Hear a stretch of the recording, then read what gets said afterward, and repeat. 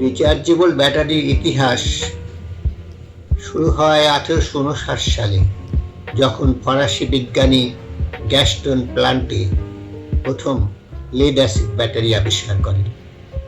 এটি ছিল প্রথম রিচার্জেবল ব্যাটারি যা স্বল্প পরিসরে বিদ্যুৎ সংরক্ষণ করতে সক্ষম ছিল। নমস্কার, আমি ডাক্তার অশোক সরকার, আর আপনারা দেখছেন আপনাদের প্রিয় নতুন ইউটিউব চ্যানেল ইনফোস্পিয়ার ডক্টর অশোক। আর আমাদের আজকের বিষয় হলো রিচার্জেবল ব্যাটারির অতীত, বর্তমান, ভবিষ্যৎ নিয়ে কিছু জ্ঞাতব্য আলোচনা। আমাদের দেওয়া তথ্যগুলি আপনার একান্ত অপ্রয়োজনীয় মনে না হয় যদি, তবে আমাদের উৎসাহিত করতে আমাদের চ্যানেলটি সাবস্ক্রাইব করে রাখতে পারেন, যাতে পরবর্তীতে অন্য কোনো বিষয় নিয়ে আমরা সহজে আপনার কাছে পৌঁছতে পারি। এবার বলি লেড অ্যাসিড ব্যাটারির কথা।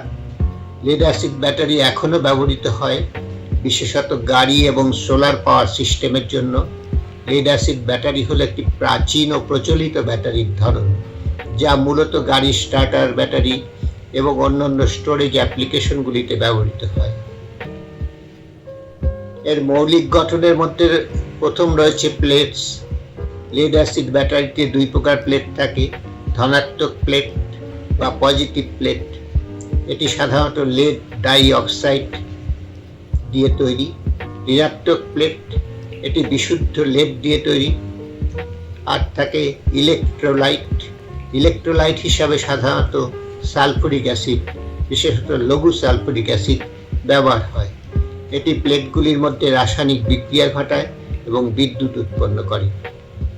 আর থাকে সেপারেটর। সেপারেটর হলো একটি পর্দা যা ধনাত্মক ও ঋণাত্মক প্লেটগুলির মধ্যে থাকে। এটি ইলেকট্রনিক সংযোগ বন্ধ রাখে, কিন্তু আয়ন স্থানান্তরিত হতে দেয়। সাধারণত সেপারেটর পলিথিলিন বা পলিপ্রোপিলিন দ্বারা তৈরি হয়। আর থাকে কেসিং। পুরো ব্যাটারিটি একটি শক্ত ও অম্ল প্রতিরোধী প্লাস্টিক বা রাবারের কেসিংয়ের মধ্যে থাকে। এটি ব্যাটারিকে শারীরিক ক্ষতি থেকে রক্ষা করে এবং ইলেকট্রোলাইট লিক থেকে প্রতিরোধ করে। ধনাত্মক ও ঋণাত্মক প্লেটগুলি ব্যাটারির টার্মিনালের সঙ্গে যুক্ত থাকে, যা বাহ্যিক সার্কিটের সাথে সংযোগ স্থাপন করে।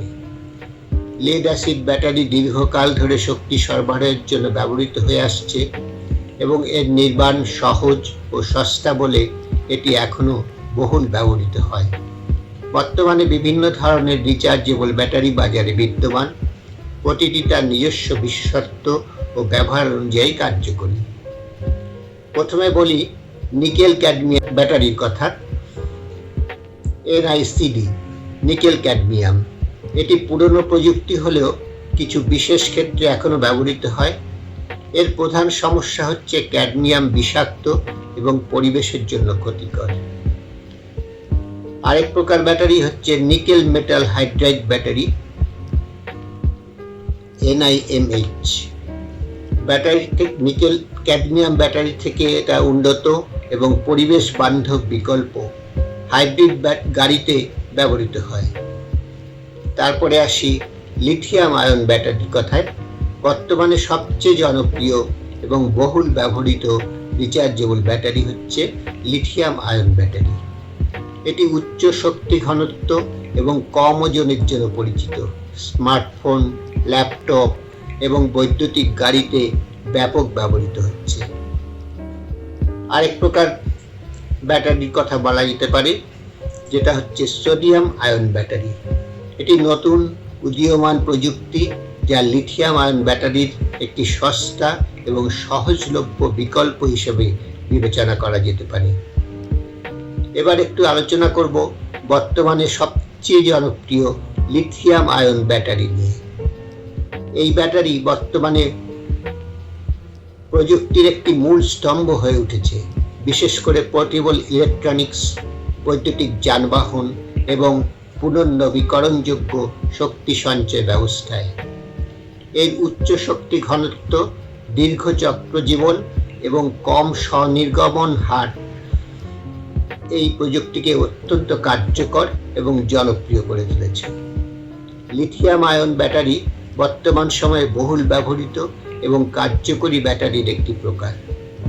এটি বিভিন্ন ইলেকট্রনিক ডিভাইস যেমন মোবাইল ফোন, ল্যাপটপ এবং বৈদ্যুতিক যানবাহনে ব্যবহৃত হয়। লিথিয়াম আয়ন ব্যাটারির মৌলিক গঠনটা হচ্ছে এরকম। এতে থাকে একটি ক্যাথোড। ক্যাথোড হলো ব্যাটারির একটি ধনাত্মক ইলেকট্রোড। এটি সাধারণত লিথিয়াম ধাতুর অক্সাইড দিয়ে তৈরি হয়, যেমন lithium cobalt oxide, lithium manganese oxide বা লিথিয়াম আয়রন ফসফেট। অ্যানোড হলো ব্যাটারির ঋণাত্মক ইলেকট্রোড। এটি সাধারণত গ্রাফাইট বা কার্বন দিয়ে তৈরি হয়। লিথিয়াম আয়ন ব্যাটারি চার্জ হওয়ার সময় লিথিয়াম আয়ন ক্যাথোড থেকে অ্যানোডের দিকে স্থানান্তরিত হয় এবং ডিসচার্জ হওয়ার সময় অ্যানোড থেকে ক্যাথোডে ফিরে যায়। ইলেকট্রোলাইট হলো একটি রাসায়নিক মাধ্যম যা ইলেকট্রন বা আয়নগুলিকে স্থানান্তরিত করে। লিথিয়াম আয়ন ব্যাটারিতে ইলেকট্রোলাইট সাধারণত লিথিয়াম সল্ট যেমন লিথিয়াম হেক্সাফ্লুরোফসফেট সমৃদ্ধ একটি জৈবিক দ্রাবক দ্বারা গঠিত। আর থাকে সেপারেটর। সেপারেটর হলো একটি পর্দা যা ক্যাথোড এবং অ্যানোডের মধ্যে স্থাপন করা হয়। এটি ইলেকট্রনিক সংযোগ বন্ধ রাখে, কিন্তু আয়নগুলি ইলেকট্রোলাইটের মাধ্যমে স্থানান্তরিত হতে দেয়। সাধারণত সেপারেটর পলিথিলিন বা পলিপ্রোপিলিন দ্বারা তৈরি হয়। লিথিয়াম আয়ন ব্যাটারির কাজ করার মৌলিক প্রক্রিয়া হলো রিডাক্স বা রিডাকশন অক্সিডেশন বিক্রিয়া। চার্জিং এবং ডিসচার্জিং এর সময় লিথিয়াম আয়ন ক্যাথোড এবং অ্যানোডের মধ্যে স্থানান্তরিত হয় এবং ইলেকট্রনগুলি বহিরাগত সার্কিট দিয়ে প্রবাহিত হয়। এই প্রক্রিয়া ব্যাটারিকে বারবার চার্জ ও ডিসচার্জের সক্ষমতা প্রদান করে। লিথিয়াম আয়ন ব্যাটারির সুবিধাগুলো প্রথমে হলো এর উচ্চ শক্তি ঘনত্ব, অর্থাৎ লিথিয়াম আয়ন ব্যাটারি অন্যান্য ব্যাটারি প্রযুক্তির তুলনায় বেশি শক্তি সংরক্ষণ করতে সক্ষম। পরবর্তী সুবিধা হচ্ছে দীর্ঘ জীবনকাল। চক্রের সংখ্যা তুলনামূলকভাবে বেশি, যার ফলে এগুলো দীর্ঘ সময় ধরে ব্যবহার করা যায়, অর্থাৎ বারবার চার্জ এবং ডিসচার্জ করা যায় অন্য ব্যাটারির তুলনায় বেশি। কম ওজন, এটাও একটা বড় গুণ। এগুলো হালকা ওজনের হওয়ার কারণে পোর্টেবল ডিভাইসে সহজে ব্যবহার করা যায়।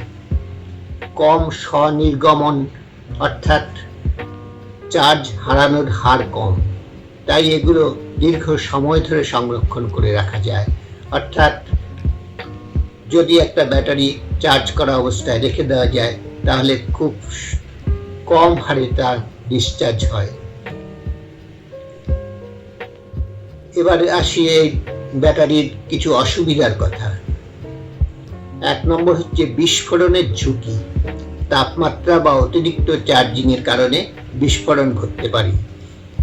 2 নম্বর হচ্ছে উচ্চ খরচ। উৎপাদন খরচ তুলনামূলকভাবে বেশি অন্য ব্যাটারির তুলনায়, ফলে মূল্যও বেশি হয়। 3 হচ্ছে পরিবেশগত সমস্যা।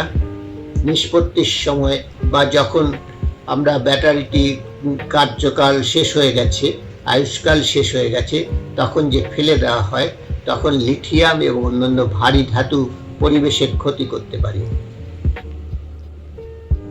এবার বলা যেতে পারে লিথিয়াম আয়ন ব্যাটারির ভবিষ্যৎ কি। লিথিয়াম আয়ন ব্যাটারির ভবিষ্যৎ নিয়ে অনেক গবেষণা চলছে। এই গবেষণাগুলির মধ্যে কয়েকটি উল্লেখযোগ্য দিক হলো উন্নত উপাদান। নতুন ক্যাথোড এবং অ্যানোড উপাদানের উন্নয়নের মাধ্যমে ব্যাটারির কার্যক্ষমতা এবং নিরাপত্তা বাড়ানোর প্রচেষ্টা চলছে।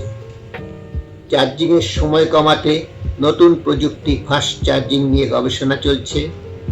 ব্যবহারযোগ্যতা বৃদ্ধি, অর্থাৎ পুনর্ব্যবহারযোগ্য এবং পরিবেশ বান্ধব উপাদান ব্যবহার করে ব্যাটারির পরিবেশগত প্রভাব কমানোর প্রচেষ্টা চলছে। আর সলিড স্টেট ব্যাটারি, অর্থাৎ তরল ইলেকট্রোলাইটের পরিবর্তে কঠিন ইলেকট্রোলাইট ব্যবহার করে আরও নিরাপদ ও দীর্ঘস্থায়ী ব্যাটারি তৈরির চেষ্টা চলছে। লিথিয়াম আয়ন ব্যাটারি বর্তমান এবং ভবিষ্যতের একটি অত্যন্ত গুরুত্বপূর্ণ প্রযুক্তি। এর উন্নতি এবং নতুন প্রযুক্তির আবিষ্কার আমাদের প্রতিদিনের জীবনে আরও বড় পরিবর্তন আনতে সক্ষম হবে। নিরাপত্তা, কার্যক্ষমতা এবং পরিবেশগত দিক বিবেচনা করে গবেষণা চলতে থাকলে এই প্রযুক্তির আরও বিস্তৃত এবং কার্যকর ব্যবহার সম্ভব হবে। রিচার্জেবল ব্যাটারির ভবিষ্যৎ অনেক প্রতিশ্রুতিশীল। গবেষকরা এখনও কিছু কিছু ক্ষেত্রে উন্নয়নের চেষ্টা করে চলেছেন, যেমন সলিড স্টেট ব্যাটারি তৈরি, যা হবে লিথিয়াম আয়ন ব্যাটারির তুলনায় উচ্চ শক্তি ঘনত্ব এবং নিরাপত্তার জন্য পরিচিত। এগুলি তাপমাত্রার প্রভাব কমাবে এবং দীর্ঘস্থায়ী হবে। গ্রাফিন ব্যাটারি, যা দ্রুত চার্জিং এবং দীর্ঘস্থায়ী ক্ষমতা সম্পন্ন, এটি গ্রাফিনের উচ্চ পরিবাহী ক্ষমতার কারণে সম্ভব হবে। বায়োডিগ্রেডেবল ব্যাটারি, যা হবে পরিবেশ বান্ধব এবং সহজে পুনর্ব্যবহারযোগ্য ব্যাটারি। প্রো ব্যাটারি, যা বড় স্কেলে শক্তি সংরক্ষণের জন্য ব্যবহৃত হবে বা এখনো ব্যবহৃত হওয়া শুরু হয়েছে, যেমন গ্রিড স্টোরেজ। এই ব্যাটারিগুলি দীর্ঘ সময় ধরে শক্তি সংরক্ষণ করতে সক্ষম। রিচার্জেবল ব্যাটারির প্রযুক্তির উন্নয়ন ভবিষ্যতে আমাদের দৈনন্দিন জীবনকে আরও সহজ, নিরাপদ এবং পরিবেশ বান্ধব করতে গুরুত্বপূর্ণ ভূমিকা পালন করবে। আজ এই পর্যন্ত। যদি ভালো লাগে আপনার একটি লাইক কি আশা করতে পারি না? যদি একটি লাইক এবং সাবস্ক্রাইব করে আমাদের সঙ্গে থাকেন, আমরা আরও বেশি উৎসাহিত বোধ করব। সবাই ভালো থাকবেন, সুস্থ থাকবেন। আজ নমস্কার।